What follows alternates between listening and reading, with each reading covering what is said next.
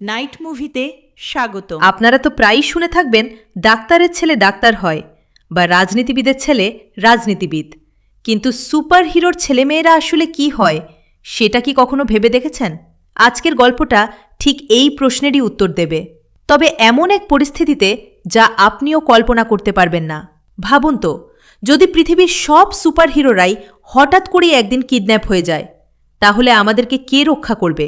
2150 সালে ঠিক এমনটাই হয়েছিল, যখন একদল রহস্যময় এলিয়েন পৃথিবীর সবথেকে শক্তিশালী রক্ষকদেরকে বন্দী করে ফেলেছিল। আর এখন মানবজাতির ভাগ্য ঝুলে আছে একদল বাচ্চাদের হাতে, যারা সেই সুপার হিরোদেরই সন্তান, যাদের অনেকেই নিজের আসল শক্তি সম্পর্কে এখনও জানেই না। তো চলুন আর দেরি না করে ডুব দেওয়া যাক সেই রুদ্ধশ্বাস গল্পে, যেখানে পৃথিবীর ভাগ্য নির্ধারণ করবে একদল সুপার কিডস। আমাদের আজকের মুভির নাম we all can be heroes. আর বরাবরের মতো আমি মুভি নাইট আপনাদের সাথে। আসলে সময়টা তখন 2150 সাল।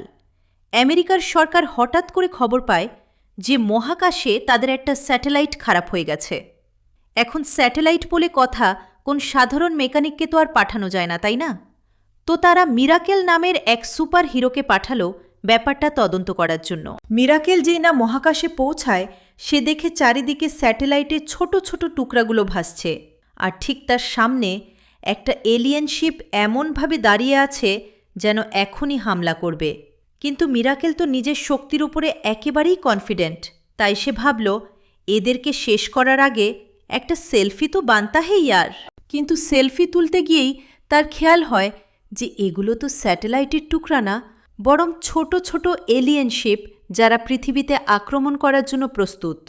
ঠিক তখনই টেকনো নামের আরেক সুপার হিরো বিস্ফোরণের শব্দ শুনে মিরাকেলের সাথে যোগাযোগ করার চেষ্টা করে, কিন্তু তখনই সে দেখে মিরাকেল মহাশয় অজ্ঞান হয়ে পৃথিবীর দিকে পড়ে যাচ্ছে। টেকনো এক মুহূর্ত দেরি না করে উড়ে গিয়ে মিরাকেলকে ধরে ফেলে, কিন্তু ঠিক তখনই তার জেটের ফিউল শেষ হয়ে যায় আর তারা দুজনেই দ্রুত নিচের দিকে পড়তে থাকে।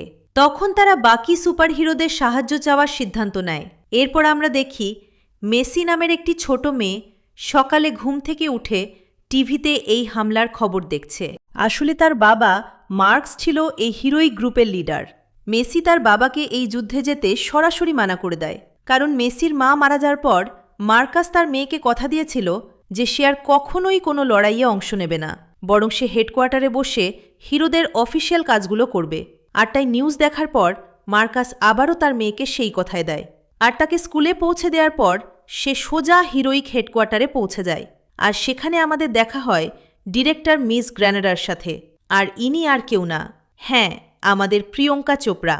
মিস গ্র্যানাডার ঠিক করেছিলেন যে এলিয়েনদের মোকাবেলা করার জন্য কোন কোন সুপার হিরোদের পাঠানো উচিত।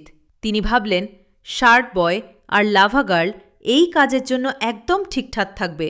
কিন্তু তখন মার্কোস জানালো যে এলিয়েনদের স্পেসশিপের সংখ্যা তার ধারণার থেকেও অনেক বেশি। তখন গ্রানাডা পৃথিবীর সমস্ত সুপার হিরোদের একসাথে পাঠানোর সিদ্ধান্ত নেয়, আর মিস গ্রানাডাও চাচ্ছিল মার্কোস যেন এই টিমের অংশ হয়। কিন্তু মার্কোস তার মেয়েকে দেওয়া কথার কারণে নিষেধ করে দেয়। কিন্তু সেই সাথে সে এটাও ভাবছিল যে এমন পরিস্থিতিতে নিজের দেওয়া প্রমিসের কথা না ভেবে পুরো পৃথিবীর সুরক্ষার কথা ভাবা উচিত।